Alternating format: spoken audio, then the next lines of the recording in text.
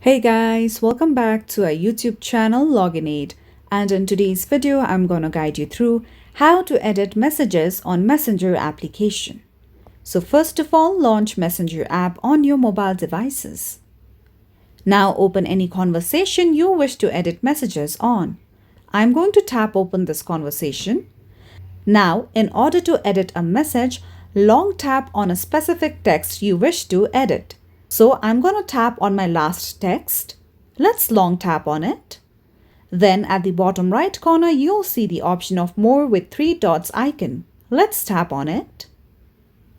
Now over here at the second option, you'll see edit. Tap on it. Now simply edit your message. Then tap on this done arrow button at the right hand corner of your chat section. With that, you can see that the specific text or message has been edited. So follow these simple steps in order to edit messages on Messenger application. So that's all for today's video, and at last, don't forget to subscribe to our YouTube channel.